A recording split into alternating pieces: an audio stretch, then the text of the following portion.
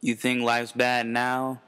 We'll look at it before and after the war. Today, Politico reported that President Obama's campaign staff is already planning how to go negative on the Republican candidates. No secret, In the Obama campaign has been going negative. 1920s Down in and the polls, the 1950s Obama campaign's is not the going to stick to the definition high of road. desperate times lead to extreme measures, and I will be going through this documentary.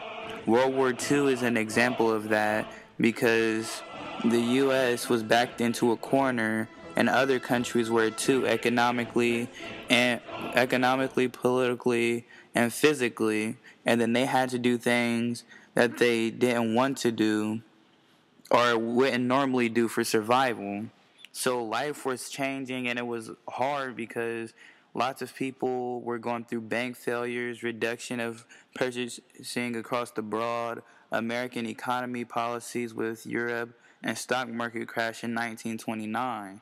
This caused the Great Depression, and it was hard times that struck across the world. Around this time, the economy was messed up because of the stock market crash, so people became poor and they were depressed and then there were also unfair distributions of wealth. The depression became global because of the economy was down and no one had enough money or jobs to bring it back up. So America, England, France, Germany, and Japan fell into depression, and their result and solution was the Dawes Plan. They also attempted this in World War I for the collect war reparation debt from Germany, but this failed once again.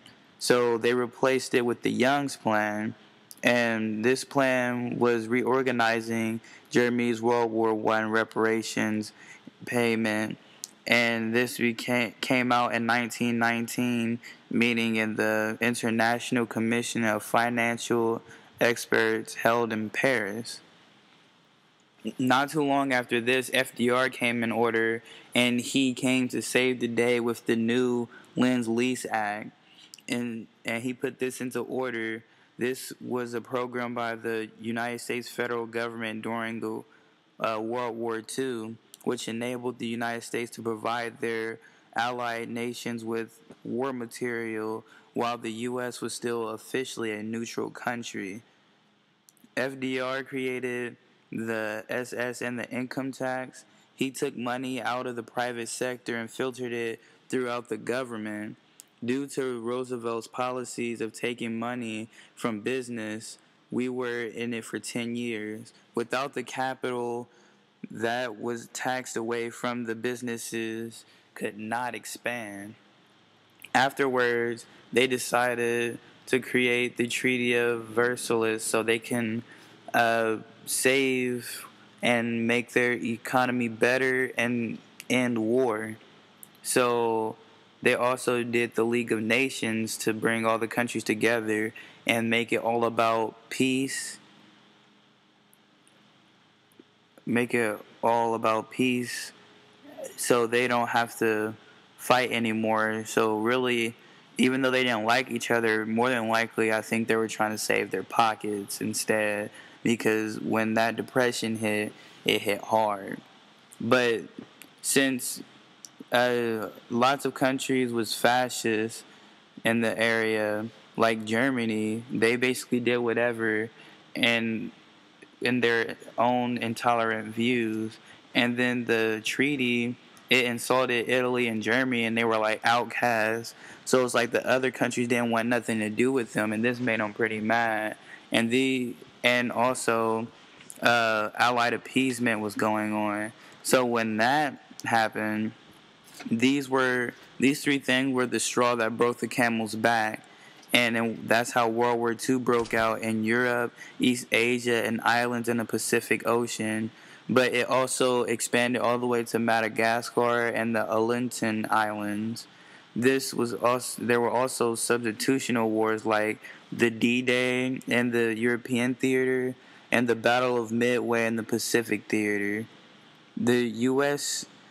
was an isolated country before World War II, And then that's when they got into their all-out partners and started applying them with material. And then out of nowhere, there was a Pearl Harbor attack by the Japanese. And then the U.S. fought them until they couldn't fight anymore. So they just bombed the Japanese countries, which was good because it ended the war. But it was bad because it killed innocent people. So I didn't find this bombing justifiable, even though that they thought it was a time to go extreme measures, but I think that was too extreme because if they kept the war going, I'm not saying it's the right thing, but they would be able to kill less people, and then they're killing the right people, and that's the people that's trying to kill them instead of killing the unarmed and the harmless. And then there was short term, so after World War II, Europe had to reconstruct their area and rebuild. The United States started producing nuclear weapons. Tanks then became standard in the military. Germany split into occupation zones. And long-term effects were Cold War standoff, nuclear arms race, and East Germany was cut off from the West. And now I will provide you with other events that took place in this time. Thank you, and that's the end of the documentary.